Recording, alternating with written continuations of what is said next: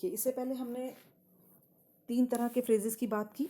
अब हम fourth phrase लेंगे, verbal phrase. Now what's a verbal phrase? A verbal phrase can be a finite verb phrase और a non finite verb phrase. So verbal phrases में have subjects and objects and their complements. अब verbal phrase की अगर बात करें तो उसमें हमारे 2 तरह के फ्रेज होंगे। कौन कौन से बेटा? फाइनाइट वर्ब फ्रेज और नॉन फाइनाइट वर्ब फ्रेज। और इसमें हमारी 3 कैटेगरीज आएंगी, इन्फिनिटिव फ्रेज, जीरेंड फ्रेज और पार्टिसिपल फ्रेज।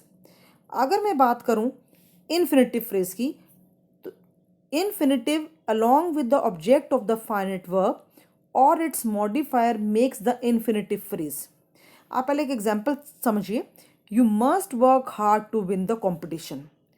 अब इन्फिनिटिव में बेसिकली क्या होता है, वर्ब की फर्स्ट फॉर्म से पहले टू आता है, जैसे 2 + V1।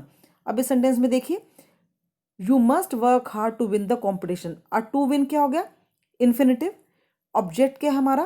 Competition. So to win the competition is an infinitive phrase. Second हम बात करते हैं जीरेंड फ्रेज की। जीरेंड फ्रेज में क्या होगा? वर्ब की फर्स्ट फॉर्म के साथ हमेशा क्या आएगा? ING आएगा। ठीक है। अब ये देखिए एग्जाम्पल देखिए, they like watching news in the morning. So watching here is जीरेंड। अभी मैंने क्या बताया? वर्ब की फर्स्ट फॉर्म के साथ ING।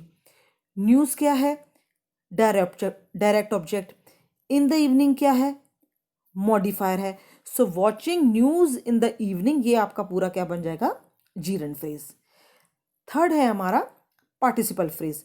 अब पार्टिसिपल 3 तरह के हो सकते हैं, प्रेजेंट, पास्ट और परफेक्ट। और ये यूज किसके साथ करते हैं? मॉडिफायर के साथ या ऑब्जेक्ट के साथ सेंटेंस में, उसको हम बोलते हैं पार्टिसिपल फ्रेज। एग्जाम्पल आप देखिए, फर्स्ट एग्जाम्पल है, blinded by a dust storm they fell into disorder. अब ब्लाइंडेड क्या है? सेकेंड फॉर्म द वर्ब है, पास्ट टेंस है।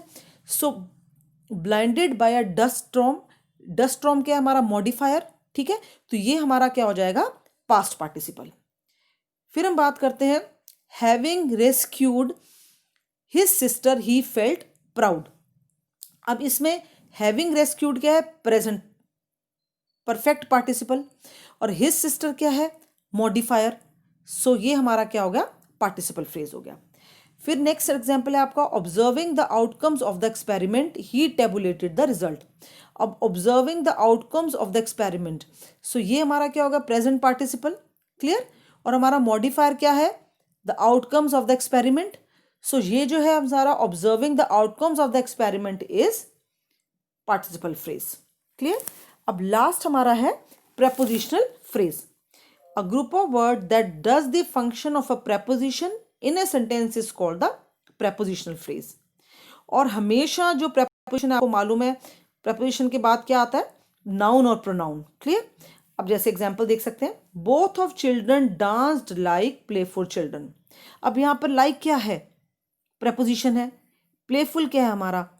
मॉडिफायर है। और चिल्ड्रन क्या है हमारा?